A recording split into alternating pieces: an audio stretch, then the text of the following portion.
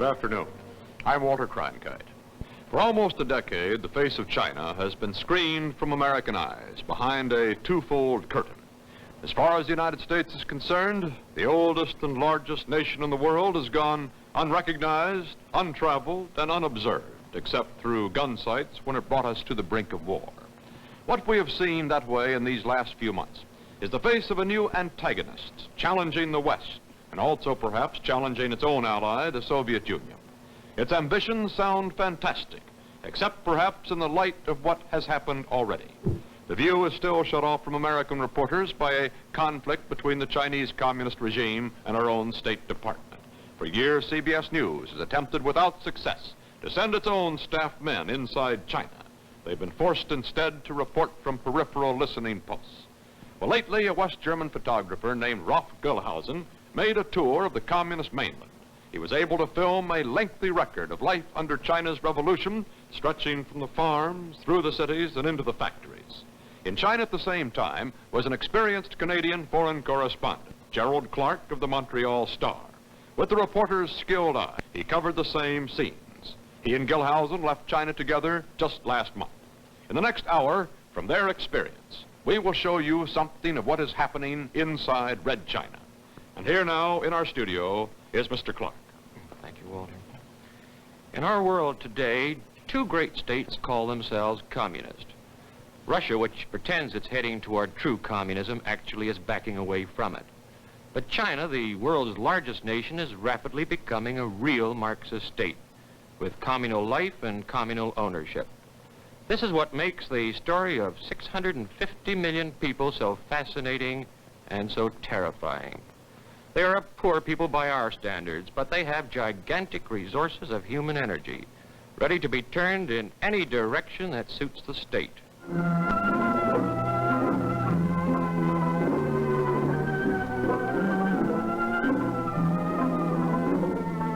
Here is human energy harnessed to building a dam in a commune. This is the new China. Thousands of men and women toiling with a common purpose, working from sunrise to sunset to build a dam in 80 days. A commune is the final step beyond collectivization in the communist system. In it, everything is integrated.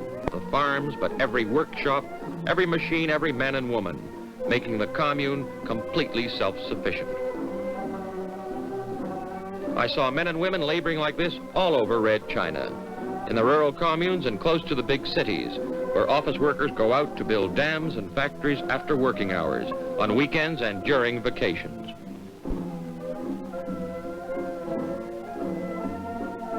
The tools belong to the old China, muscle and bare hands, and an almost unlimited supply of manpower. But the goals, the speed up, the massive regimentation are new. And the most terrifying change is not the physical regimentation, but the regimentation of men's minds. When these people are not pounding the earth, their minds are being pounded with the slogans of communism. At least an hour of indoctrination a day.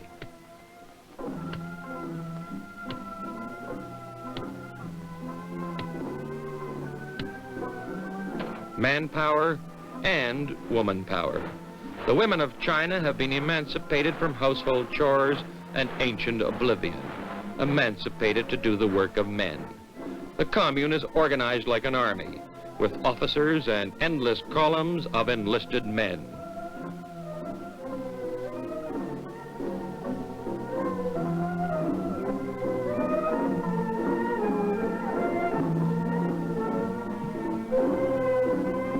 "500 million peasants, 4/5 of China's population, are in communes, supplying the state with the greatest source of human energy ever mobilized. Their promised reward, economic security for the first time. And so a dam is built. The members of this commune say they have built more than 50 reservoirs and dams in the past 6 months. There is some mechanical energy, 1 tractor.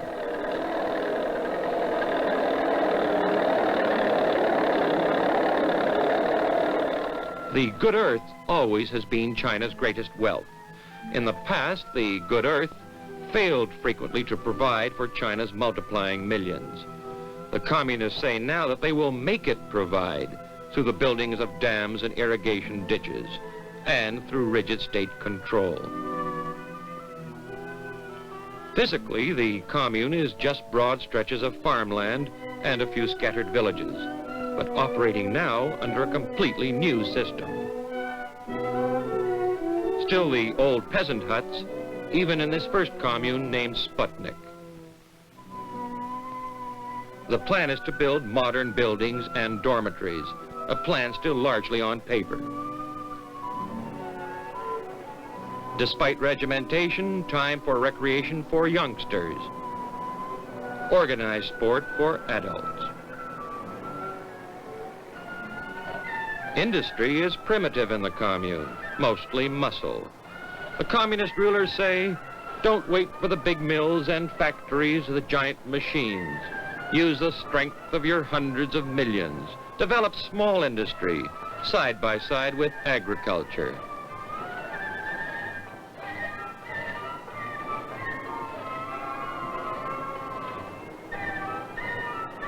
The glowing mark of China's change.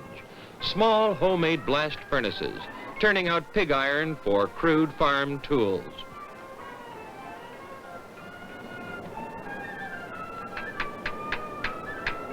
Tractor repair in the communal do-it-yourself society. The aim is to make it entirely self-sufficient. The tractor is commune property. One of the startling differences between Russian and Chinese communism is that Soviet leaders provide incentive by letting everyone keep something. But in China, the plan is that there will be no such thing as a privately owned wheelbarrow. Women are mechanics as well as construction workers. This in a nation where 10 years ago, women were concerned with the 3 cares: cooking, sewing, and minding the children. Now they fire medallions for party propaganda and are themselves the object of party propaganda. The ancient feudal saying, hens cannot crow, women are not human beings, has been replaced by the communist eulogy. Women are able and skillful. They lead in work and study.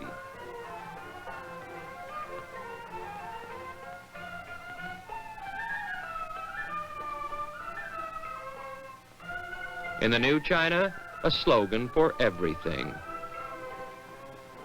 Children outside their communal nursery, the face of red China, tomorrow. In return for the promise of security, the peasant is also surrendering his child to the state for a massive experiment in indoctrination that makes the Soviet example seem amateurish by comparison.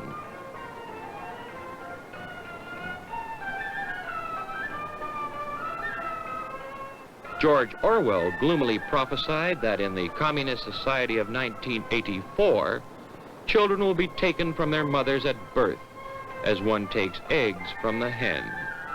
In China today, the children are reared in the clinical atmosphere of the commune nursery, so that their mothers can be freed for productive labor. Later, the plan is to send them to boarding schools. Then their parents will see them even less frequently. Now they're together only briefly in the evenings. Regimented eating as well as regimented child care. No home cooking, but in some communes, the food is free. Plenty of rice and vegetables, pork twice a month.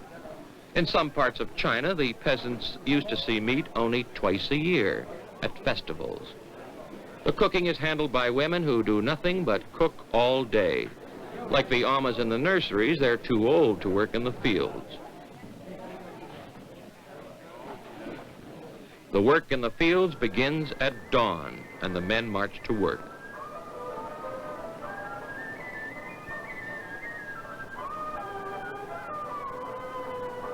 The women follow, for this is harvest time. Once the harvest is gathered, they'll troop off to the factories and the blast furnaces. The Russian-style collective takes in only agriculture.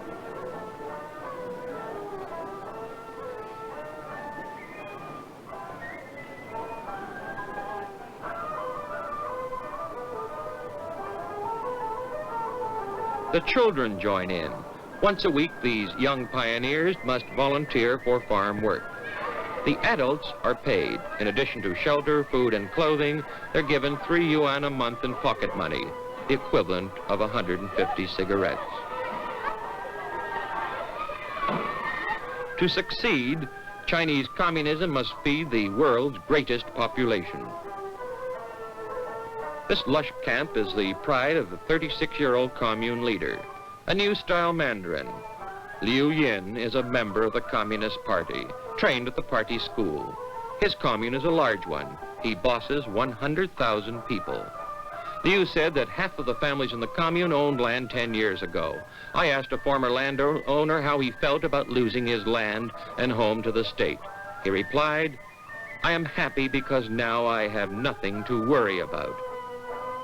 The Chinese claim that they're the biggest cotton producers in the world today, and that their grain crop this year will make them second only to the United States as wheat growers. This is how it's done. Not only school children, but university students spend their vacations, and sometimes as much as half a year, working with the peasants. In this attempt to evolve a classless and moneyless society, the student works with the peasants so that he'll not feel superior to the peasant. A young pioneer, China's equivalent to the Boy Scouts.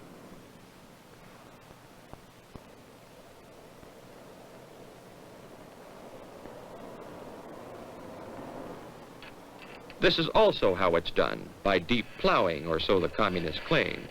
There is no ox to pull the plow. Next year, leaders of this commune claim, all the main farming operations will be done by machinery.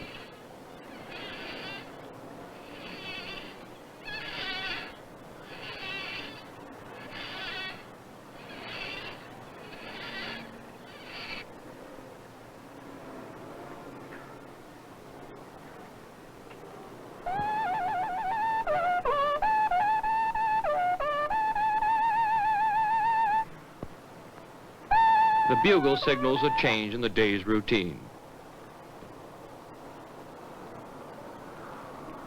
Lunchtime.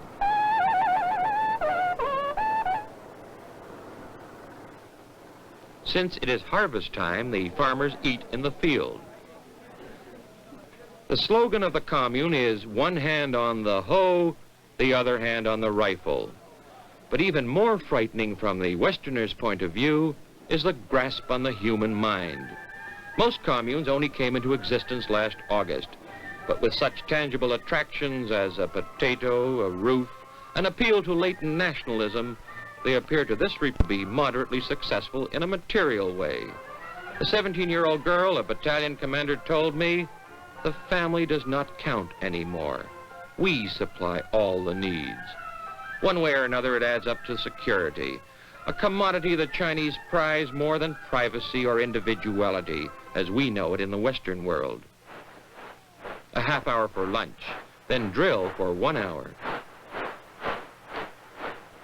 Chanting, "We carry rifles and guard our country." But I felt this was more than a daily military exercise. It was a drilling in discipline, a way of teaching a people who traditionally oppose authority to obey orders.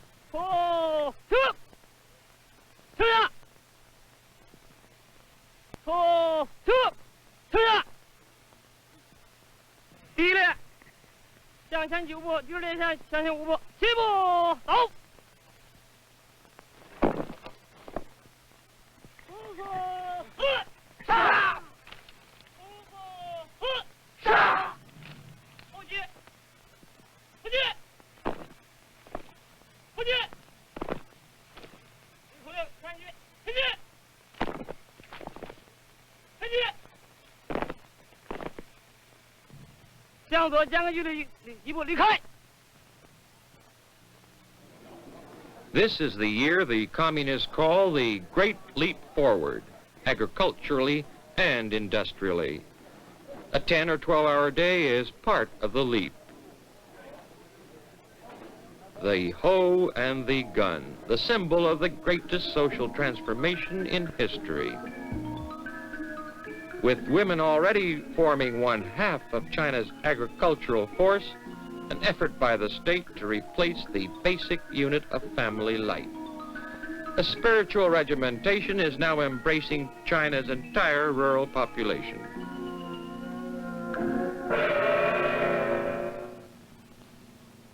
Can it work, this attempt to break up the ancient family unit? No one knows. Mao Zedong, who lived and worked among the peasants for 30 years, operates on the theory that close family ties in the past were dictated as much by economic necessity as by sentiment. Mothers and fathers expected filial obedience because it ensured some protection for their older years. Now it is the state that has promised the security. Nothing I've seen in 3 visits to the Soviet Union or in trips to Poland, Hungary, and Czechoslovakia can match this frantic Chinese mission to reach a true Marxist state. It even disturbed some communists. A Polish reporter told me that he wouldn't write about the commune. Too delicate, he said. As we have seen, regimentation is the rule in the country commune, due no doubt in part to the fact that under a communist state, people are afraid not to conform. Another, perhaps equally successful spur toward regimentation is the unceasing propaganda for the state and the system, part of the life in the communes and in the cities.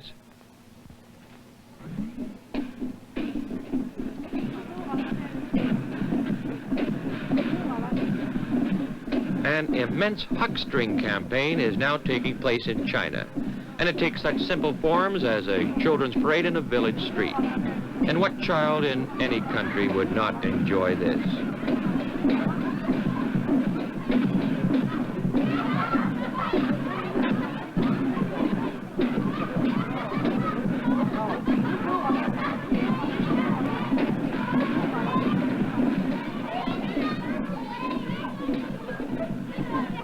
Fun for the kids.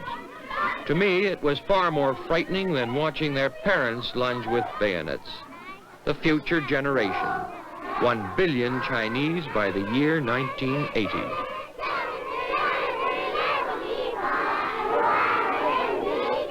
Some nursery-age children also sang for me some of their songs, and these were their nursery rhymes. Taiwan must be liberated, and socialism is best. The drive to establish communes in the cities has been slow, but not the propaganda drive to drum up enthusiasm for the communist system. In the cities, they hold mass meetings complete with fireworks, bands, and flags, and sometimes with propaganda plays. And always there is one motive: to keep people hopped up, to push communism. The speaker may be exhorting the people to kill flies or not to spit on the street, or to work hard for a few years, live happily for 1,000. If persuasion fails, shame is employed. I heard a speaker cry at a street rally, "The people's eyes are snow bright and are on you, Li Cheng." And Li Cheng, a shop clerk, crept away, presumably to volunteer for spare time manual labor. In China today, persuasion has replaced the wholesale extermination that existed in the early days of the revolution. They don't chop off heads anymore. They reshape them. Painstaking reasoning is the way Mao Zedong put it. And with virtually limitless manpower, the party does not consider it waste effort to have 12 men and women concentrate on a single soul. From every street corner, the state clamors for the crowd's attention.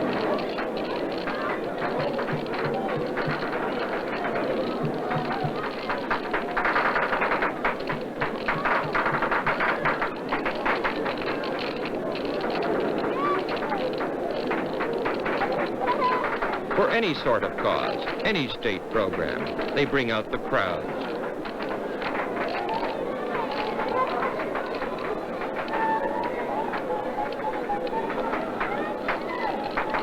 Workers from a factory beating the drum because they've beaten their production quota. There's no let-up, no time for the traditional human wall of resistance to authority to develop. If it isn't beating the norm in production, it is then a campaign to swat flies or to kill mosquitoes. and acclaim for those who perform best, like old Granny in Yunnan province, who won national fame because she caught 10,000 weasels. In the city, there is also the street committee, which exists in every narrow alley, all-seeing, all-powerful. But it is also the street committee that repairs leaking roofs. Once again, offering tangible rewards as a come-on. And there are the posters everywhere. This one attacking the United States for its stand on the offshore islands. The motive, to agitate people at home to support the men at the front. This one, work with enthusiasm, one for all and all for one. You see it in the streets and in the factories and the farms. Another anti-American display, the weak paper tiger defending Taiwan, which the growing industrial might of China will destroy.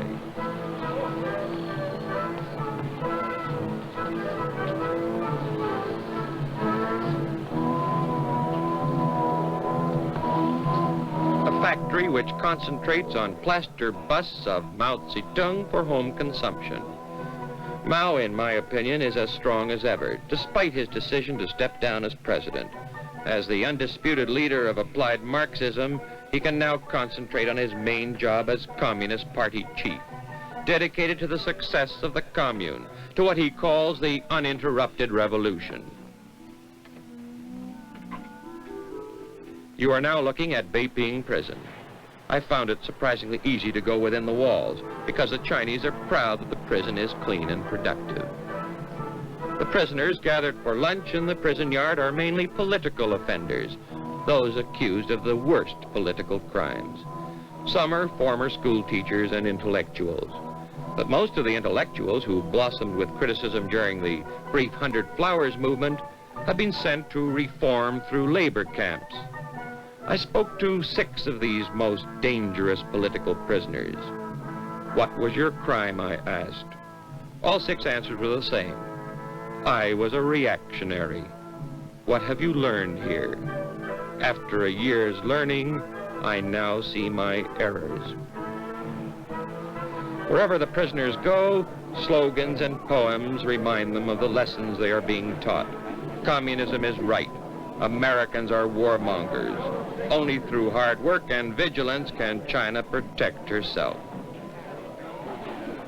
In this showcase, pictures of model prisoners who will get time off for good behavior and hard work. They get their chance in the prison's textile plant, making nylon socks for export through Hong Kong. Recently, they began to build their own machines, in addition to their knitting chores. I was told there's an opinion box, and I asked the prison director, does anyone ever write, I am of the opinion that I should be released? The director was not amused. And like the farmer and the factory and the office worker, the prisoner's day includes hours of formal indoctrination, or learning, as the communists call it.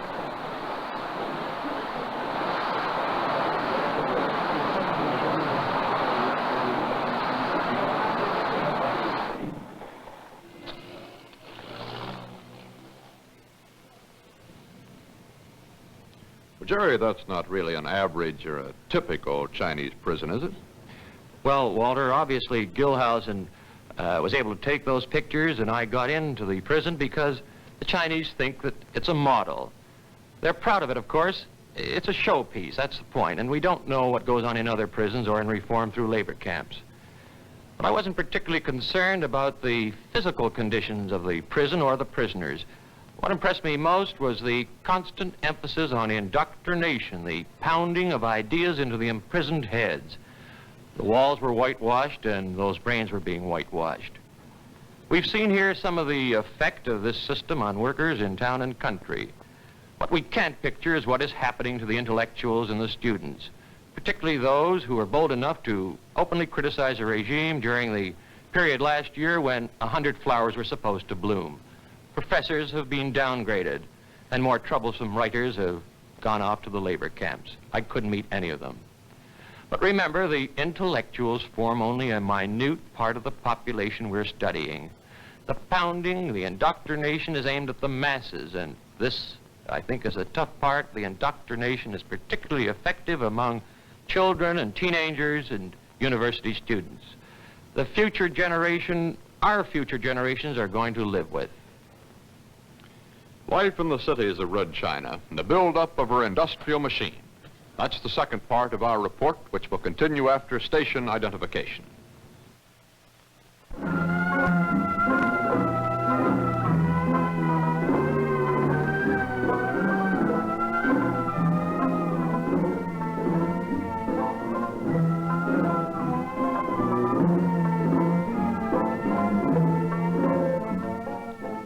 Old China is walking down the path of immense social and economic change. In the last half hour, we have seen the social revolution of the rural commune, the vast impersonal complex now embracing China's 500 million peasants. And we watched the busy propagandists at work, pounding away at the theme, communism is best. Here now is the second half of an exclusive report, The Face of Red China. Gerald Clark reports on the face of a Chinese city.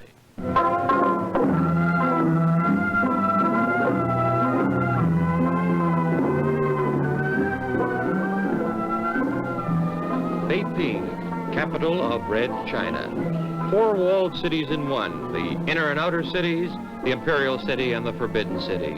Forbidden to ordinary Chinese under the emperors. Shoppers crowd through the old parts of the city. The town planners say they're going to rebuild, although there's some opposition to destruction of the old charm.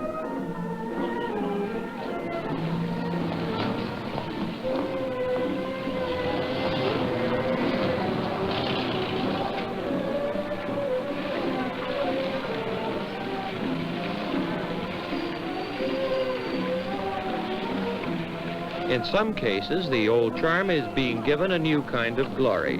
Today, Tiananmen Square is China's Red Square, where China's leaders take the salute on the anniversary of the Communist Revolution.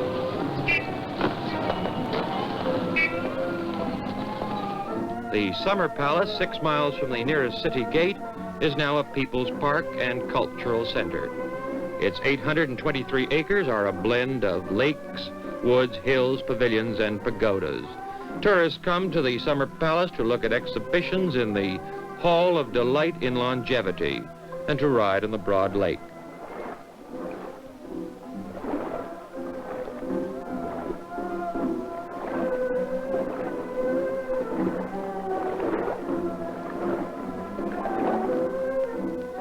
The last Empress of China built this marble boat with funds intended for the Navy.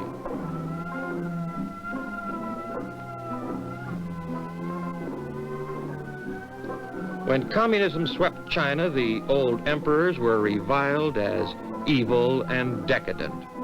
But today there's a revival of the old glory of China, an appeal to chauvinism, not communist but pure Chinese, a deep-seated feeling of superiority over foreign barbarians.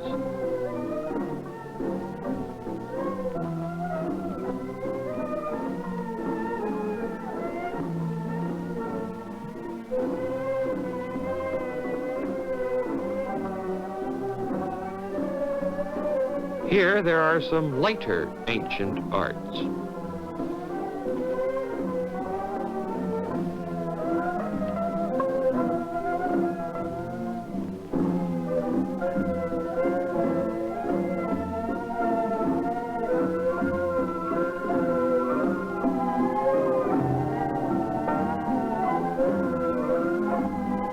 The Echo Wall in Tiantan Park, so named because a man can whisper close to it and send his words along to any point on its surface.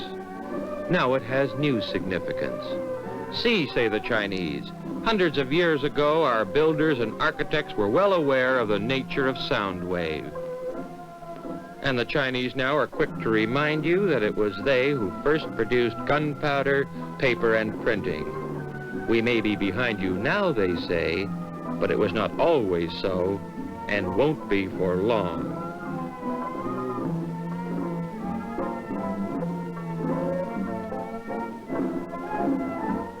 Another wall, one within the city, being torn down.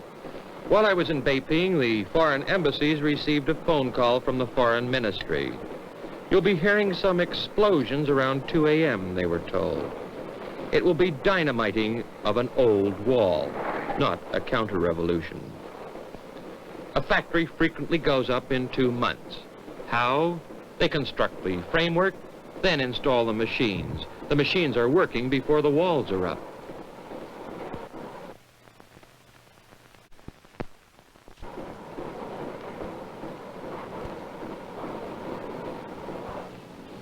A construction crew with a human conveyor belt of boys.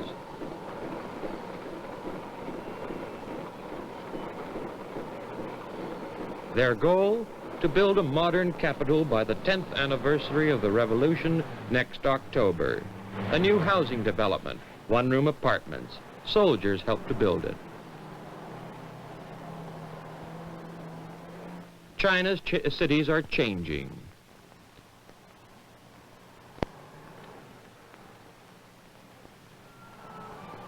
Shanghai, once the lustiest port in the Orient, a sailor's haven. 3 years ago, the junks were seen in this harbor. Now the big ships are coming back. China has produce to sell. The embargo has been eased. But the sailors find little to amuse them. Nightclubs are considered decadent. The waterfront Bund. 30,000 Westerners used to live here. Now there are 30. But the Chinese millions keep Shanghai overcrowded, despite communist efforts to move citizens to the farms. The only police you see are traffic cops. They too use reason and persuasion.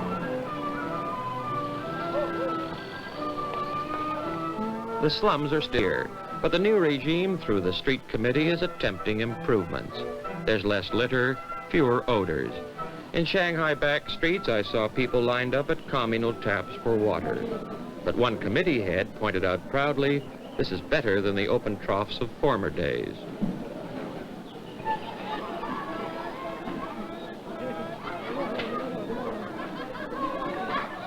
The street committee works in the city slum, teaching the people sanitation, sugarcoating their main function of selling communist philosophy.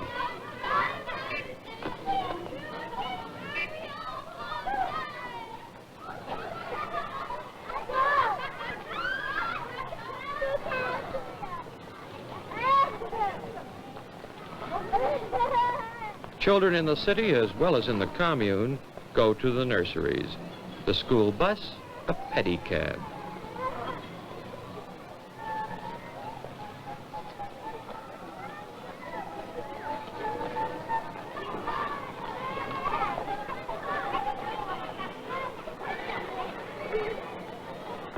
There have been some misgivings among parents over state upbringing of their children. One woman clung tightly to her 3-year-old daughter. Tomorrow, she told me quietly, I must enroll her in a nursery.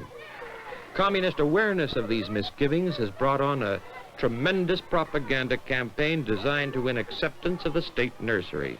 And just recently, the party central committee decreed a breather, said parents might take their children out of the nurseries at any time.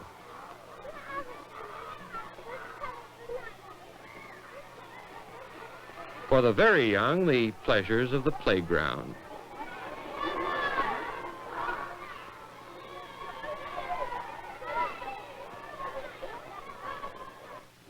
For older children, the discipline of school.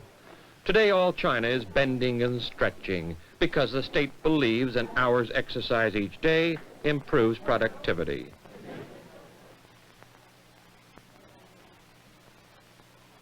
The communists have added a new course to the curriculum, the teaching of a new simplified alphabet, Romanized like our own.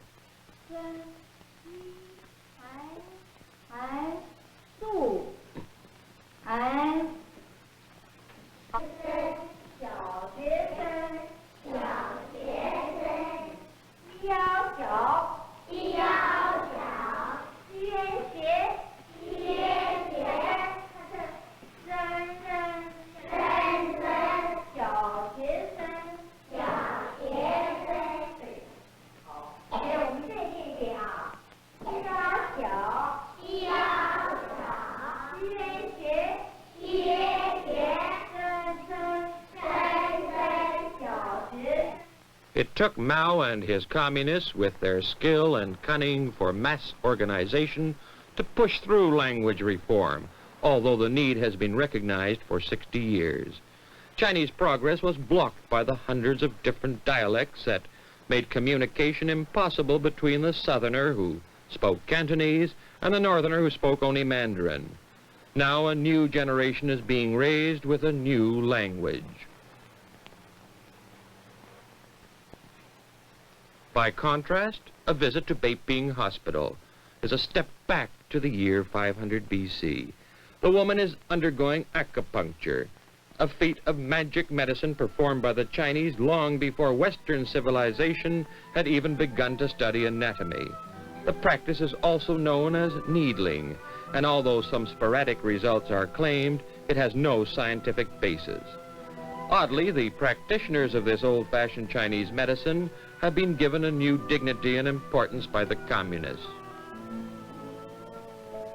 Since China has only 80,000 Western-trained doctors, a resurgence of this traditional medicine has been accepted. And at the same time, this acceptance by the people of the older ways tends to protect the regime. Western-trained doctors have inquiring minds and might spread enlightenment along with their healing. The pincushion effect. The ancient theory is that puncturing any of the 365 main points in the body, one for each day of the year, will relieve pressures inside the body. Burning herbs are supposed to do the same. Each hospital in China, by party dictate, must balance its approach between herbs and antibiotics.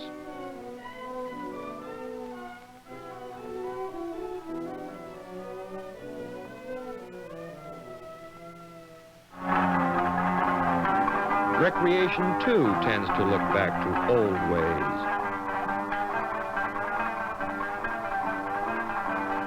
Sword dancing is entertaining when the available plays and movies have such exotic titles as The Masses Astir and The Red Compound.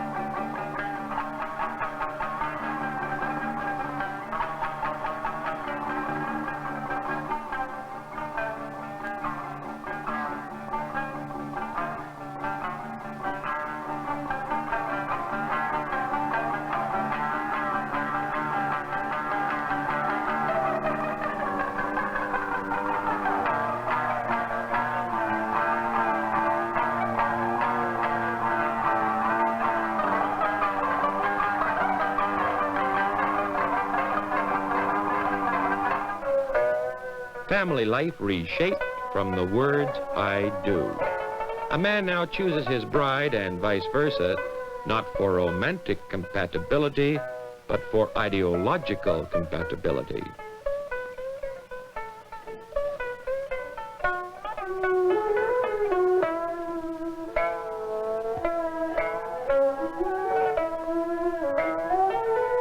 Mr. Wong and Wong Pai, both 32 and both workers in a factory. They got a half day off for this marriage ceremony.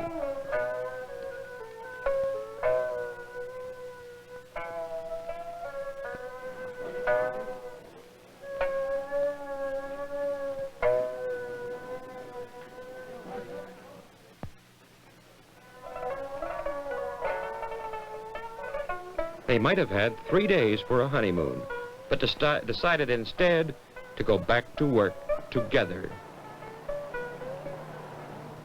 The old social structure of China changing under the barrage of indoctrination. Even what remains of the glory of emperors turned to the glorification of the state. And industry is changing. For centuries, a backward country by Western standards, China in some ways is still only in the wheelbarrow stage. But desperately anxious to leap forward, the communist managers are working at top speed. They say that they can't even keep estimates apace with actual production. In any event, I don't think statistics count very much. The main thing is that they have shown remarkable gains in industry as in the communes, mainly with human energy.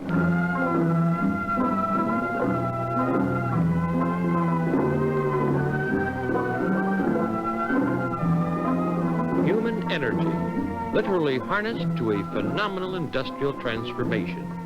The Chinese communists call it the Great Leap Forward, but in human terms it is more of a straining forward, an incredible 12-hour-a-day attempt on the part of a whole nation to change overnight into an effective modern power.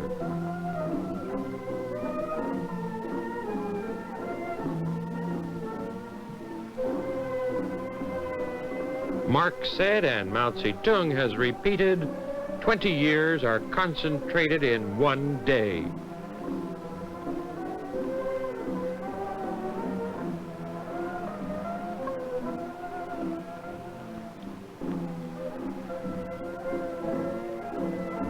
Remember the communist slogan, don't wait for the big factories.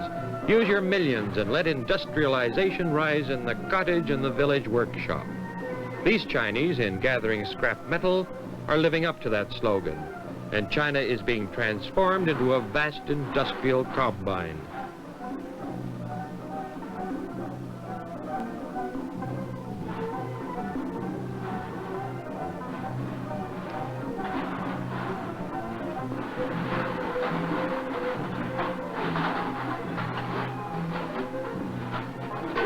Even hospital nurses gather scrap in their spare time, and this is entirely an after working hours operation. The average Chinese puts in 10 hours a day at his job, 6 days a week, then adds a few hours of voluntary work, picking scrap or sweating at tiny blast furnaces located in hundreds of thousands of backyards.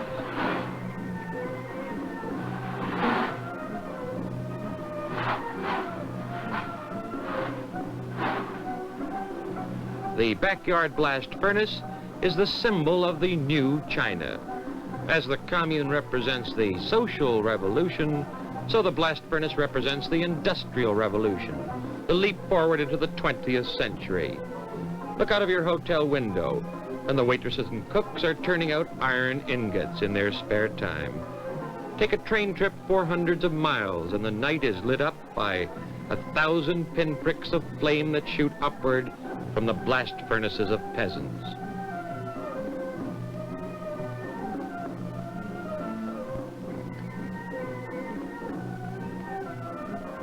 This is a do-it-yourself diagram copied from a newspaper, giving directions on how to build a backyard furnace. They're crude affairs built at practically no cost of earth and brick. Yet the Chinese claim that they're producing thousands of tons of pig iron a day.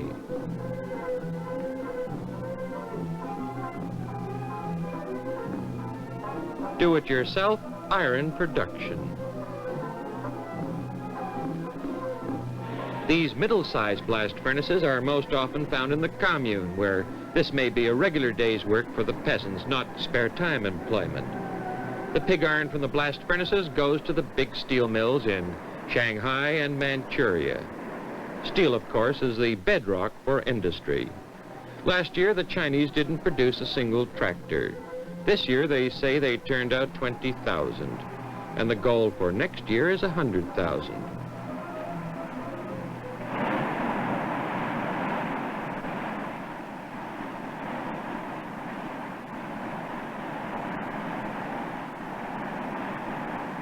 The same kind of statistics in a variety of industries, automotive, electronics, chemicals, and railways, confront the astonished visitor wherever he goes. For here was a country that 10 years ago didn't turn out an aspirin. Now, in her desperate haste to catch up, China has a cyclotron and blueprints for atomic-powered ships.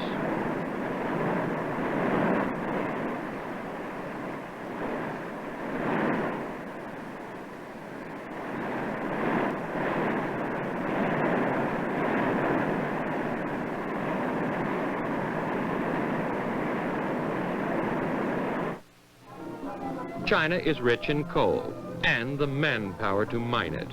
Coal production this year is up to 210 million tons, compared with 130 million tons in 1957.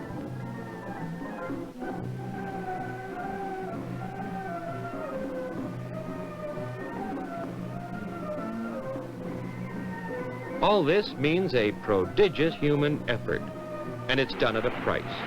In China today, you're not supposed to take a train trip to visit a sick mother. If you travel at all, it must be to aid in the industrialization of the nation. And whole armies of people are moved from place to place without any right to murmur. The higher the economic rise, the greater the decline in human rights.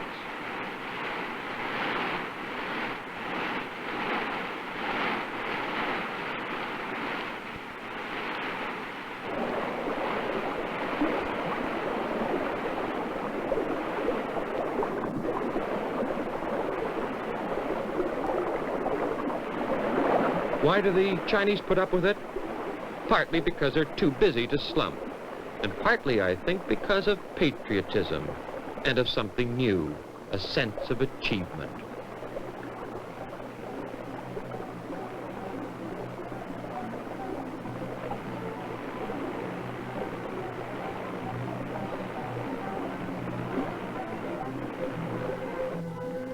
Whether it is watching the washing down of coal or the flames of the coke furnaces, a reporter is aware of the emergence of a power that cannot be ignored as transitory.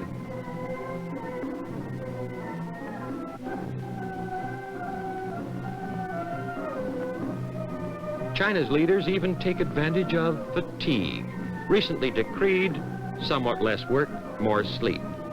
And the people responded in effect. You see, Chairman Mao thinks of our welfare.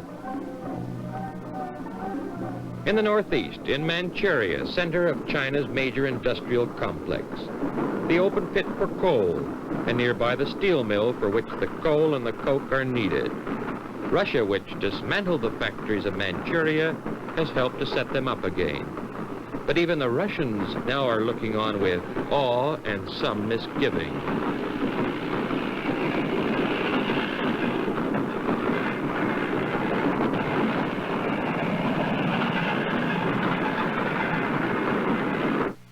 This is the great Anshan steel mill.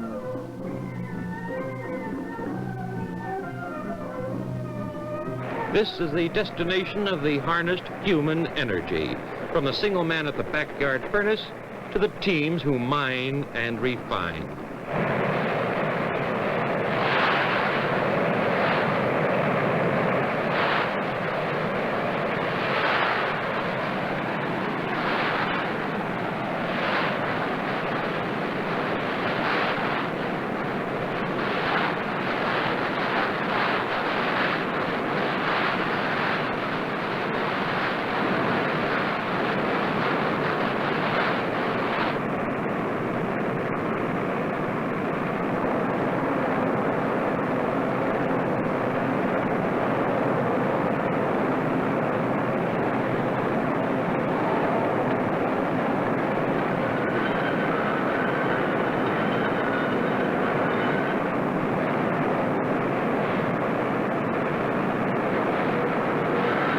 The Chinese still give credit to Soviet technical aid, but there's a change in star billing. Now they say, put by Chinese engineers with Soviet assistance. And Russia, aware of the Goliath on its doorstep, is sending fewer technicians to China than it did several years ago.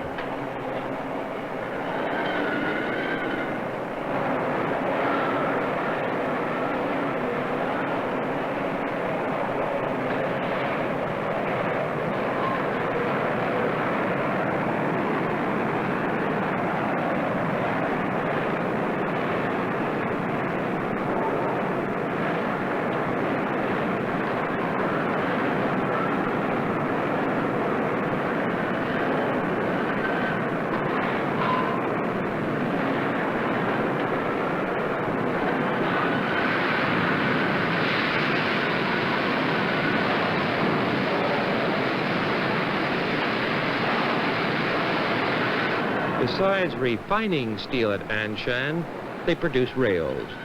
Here they're made of steel, but the residents of one inland county who had no steel made rails of cast iron, and to prevent splitting, they secured them with thousands of wooden ties, spaced a few inches apart. The Chinese are a clever people, and the leaders of the new China are infinitely ambitious. They're aiming to outstrip Britain industrially within the next 10 years, and they claim that they will match Britain in steel production next year. Although far from self-sufficient, China has already begun an export offensive with cheap goods in Southeast Asia. Cheap because the Chinese do not count labor and overhead in export production. Another Chinese girl in a key job, operating a control panel. The communists claim that the labor force has been swelled by 50 million women this year alone.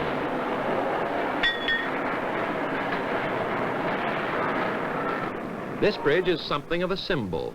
It was built over the Yangtze River by Russian engineers, and the Chinese communists make propaganda capital of it. They claim it was built after U.S. experts said such a bridge was impossible because of soft foundation.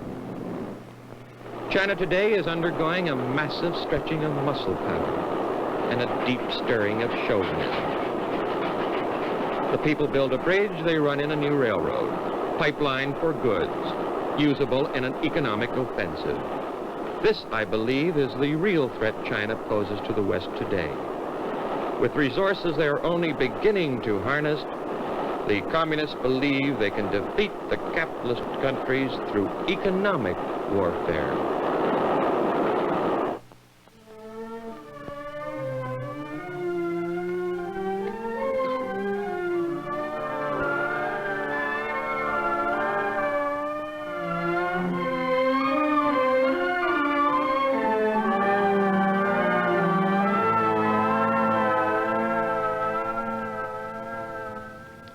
Jerry, that whole picture of steel production was pretty impressive, but are there really a lot of plants like that in communist China? Is that really typical of China's industry today?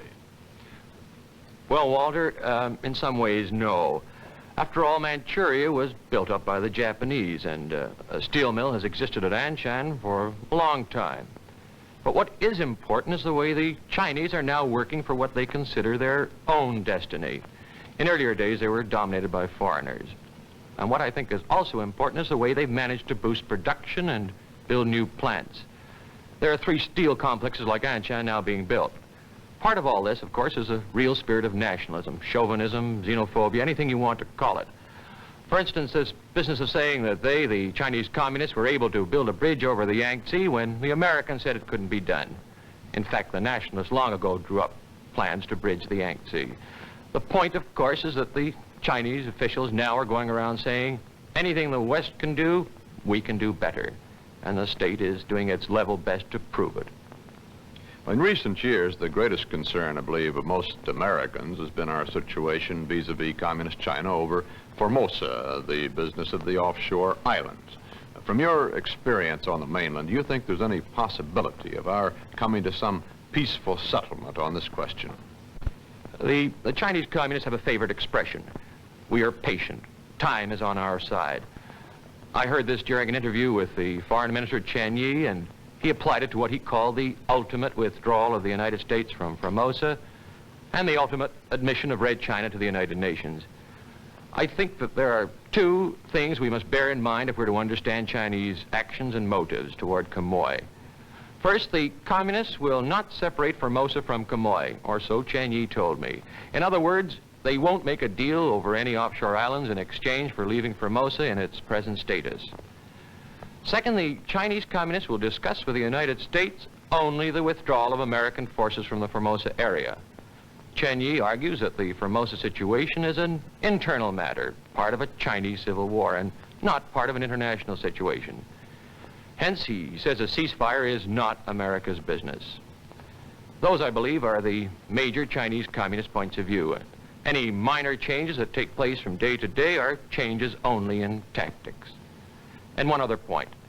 The Chinese Reds feel confident that someday a deal will be reached with the nationalists. They argue that when Chiang Kai-shek steps down, and he's now in his 70s, there'll be a fight for power among his would-be successors, and then someone will be willing to work with Beiping. We are patient, they say. We can wait. Well, we get here some idea of how the Chinese are performing, but what are they thinking? Any comments on that, Jerry? Walter, I can't give you a firm answer. After all, my contact with ordinary Chinese was through interpreters.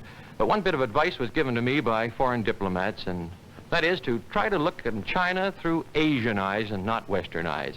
To remember that we're dealing with an Asian people, the bulk of whom were not exposed to Western-style freedom. What counts most to them is food and security, and this the communists now seem to be giving them. Anyway, the main point, I think, is that if we're to understand how to deal with China, we must first understand what is happening, whether or not we like what is happening. Indian diplomats whom I met in China speak optimistically of their own social democracy being able to hold up. But in candid moments, they also admit that they're frightened by the cold, efficient way in which communism can mobilize human resources and offer material benefits to Asians.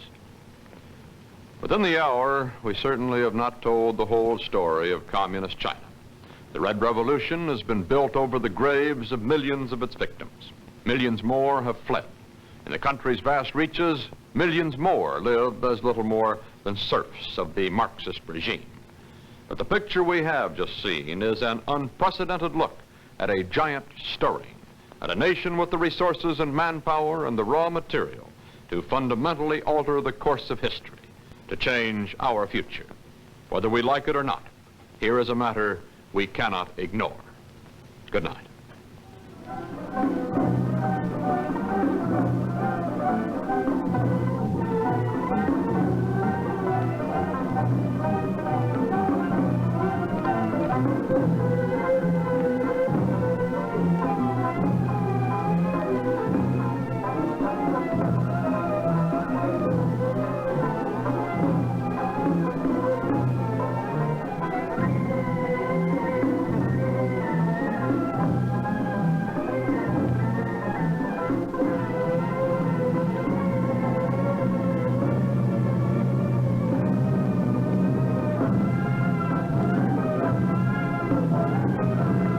This program has been produced under the supervision and control of CBS News.